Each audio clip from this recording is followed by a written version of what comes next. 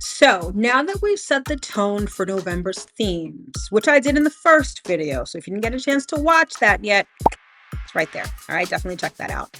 And again, that theme is revelation, release, and renewal. So now that we've gotten that out of the way, let's get into the astrology itself. Okay, so this month's transits take us on a full emotional journey from digging deep and excavating in Scorpio season to flying free once Sagittarius energy kicks in. All right, so let's walk through November week by week, astrologically speaking. So if you want to know more, stick around. You definitely don't want to miss this.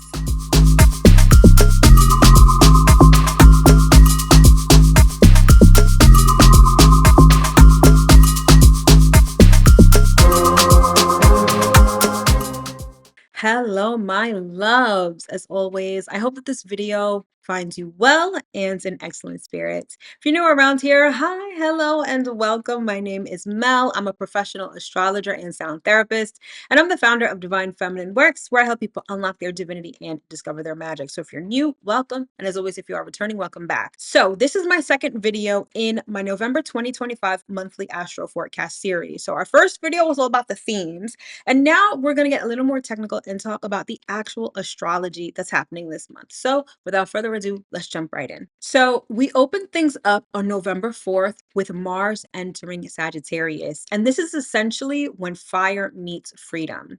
Mars in Sagittarius fuels bold moves, big risks, and a hunger for the truth. After months of emotional intensity, not just with Scorpio season, but with eclipse season as well, this shift says stop overthinking and start acting. Now, the one thing I will caution here is to be mindful of impulsive choices. Enthusiasm can easily override patience. It's like this energy of we've been down in the depths of hell for so long that the optimism that Sagittarius brings can have us overextending ourselves or doing the most. Okay, so as much as you want to do the most right now, you may have to rein it in a little bit so that you can do things, I don't want to say properly, but so that you can do things in a way that you won't fuck up your plans or burn out. So that's definitely something to keep in mind. Okay.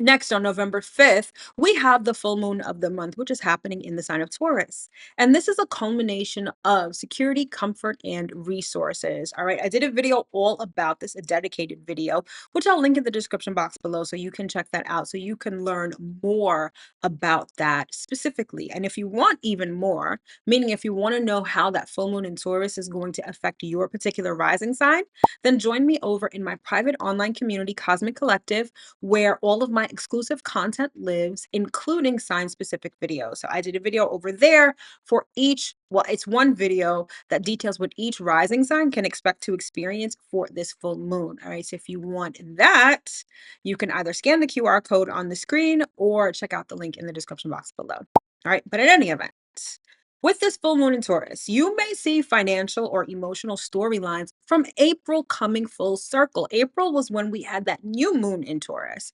So seeds planted then could be coming to a culmination now at the full moon in Taurus. Now, this full moon is going to ask of you, what is worth holding on to? And what's just weighing you down or keeping you in your comfort zone? Those are some really important questions that you're going to want to meditate on during this full moon. Next, on November 6th, we have Venus entering Scorpio. Okay, so love, money, and pleasure take a plunge into the deep end. This energy is magnetic and very sexy, but it's also, more importantly, about emotional truth. Venus is actually not comfortable in Scorpio at all. That is her sign of detriment. And so Venus in Scorpio is sort of about the ugly side of relationships, the ugly side of money. All right. But you can't have the good without having the bad. And Venus in Scorpio reminds us of that. It's not even just about that. It's more so Venus in Scorpio can show you your power. She can help empower herself and thereby you within the sign of Scorpio by integrating the light and the shadow. Okay. And so with this transit, expect relationship dynamics and financial patterns to intensify. We all know how Scorpio works. Scorpio intensifies things. So when it comes to essentially relationships and money, Venus and Scorpio is going to do just that. All right. And then the very next day on November 7th, we have Uranus retrograding back into Taurus. Okay. So essentially, this is revisiting how you handle change and security. Now, this could be a very sensitive topic given everything that's going on right now. So many people are being laid off, many people are being furloughed. So Uranus going back into Taurus, it's actually very indicative of what has happened, right? Especially with the government shutdown here in the United States. And so this could be a very sensitive topic, or this could be a transit that people are not only feeling the most, but is triggering them the most. Okay. Any financial or lifestyle instability you ignored earlier this year comes back for resolution. Now, Uranus is making its last pass through Taurus. Uranus first entered Taurus back in 2018, and since then, Uranus has been trying to get us out of our comfort zone.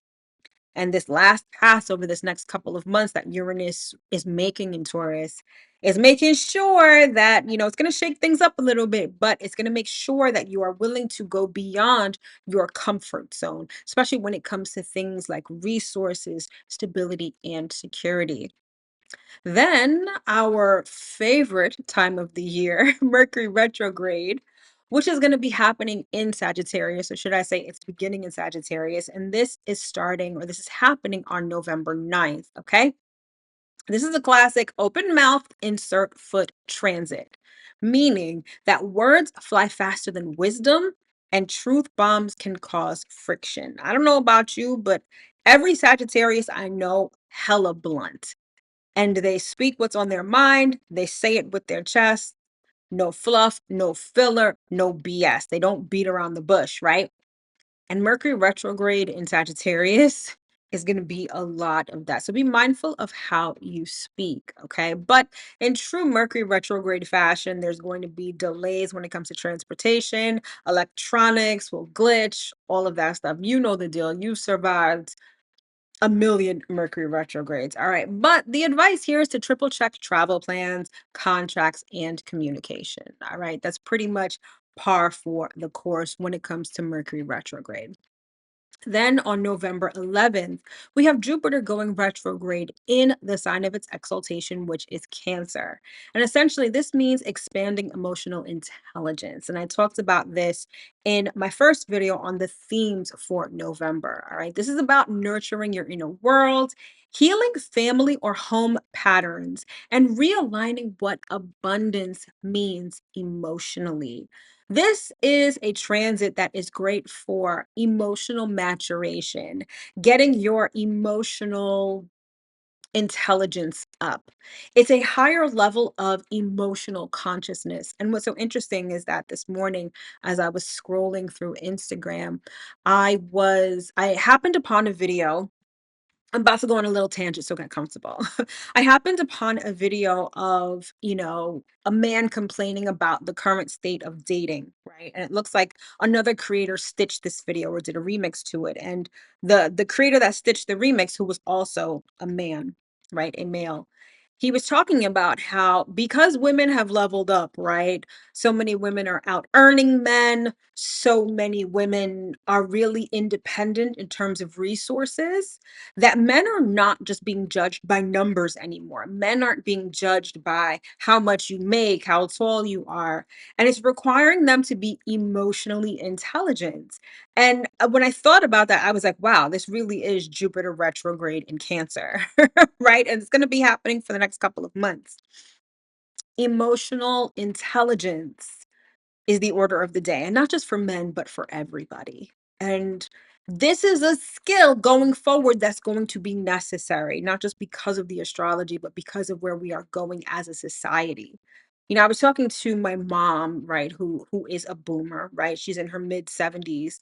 And, to her, therapy was something that really only people who had serious mental issues engaged in. Now, therapy is like a prerequisite to everything. Like everyone is sort of expected to go to therapy. Everyone is expected to work on themselves emotionally, right? And mentally. And so that's only going to ramp up as time goes on. But I say all that to say that Jupiter retrograde in Cancer definitely helps facilitate that. So lean into that. And when I say lean into things, I mean that the universe is going to serve up situations where you can develop these skills, where you can align yourself with the energy. So do so. Now, it's not always going to be comfortable. If you're someone who's not necessarily the most emotionally intelligent, and now you find yourself in situations where how much money you have doesn't mean shit. Yeah, it's going to feel uncomfortable, but there is again, I'll go back to what I was saying before about men being required to be emotionally intelligent. You may resist it at first. And side note, this is another tangent on this tangent. Sticking to what worked in the past is the easiest way to feel miserable going forward. We are seeing the world change right before our eyes in real time and really quickly. And if you're still running a program from 2005 or even before then, you are going to be miserable as fuck. Because those things, those programs, those paradigms, they're not working anymore. They're not. And we're seeing this happen in real time. So if you are someone who is not emotionally intelligent, is something that you didn't value, is something that you didn't know how to do, you should lean into that heavily over the next couple of months, specifically while Jupiter is retrograde in Cancer. Because on the other side of that is happiness. Yes, it may require you to do something new, but imagine the relationships it'll open up to you.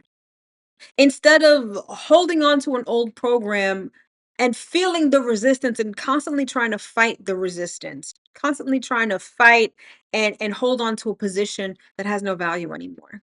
So I say all that to say Jupiter retrograde in Cancer, lean into the situations that the universe is serving up to you to develop your emotional intelligence. All right? Tangent complete. On November 18th, Mercury will retrograde back into Scorpio. Okay. The one thing I have to say about this particular Mercury retrograde cycle, it seems really quick.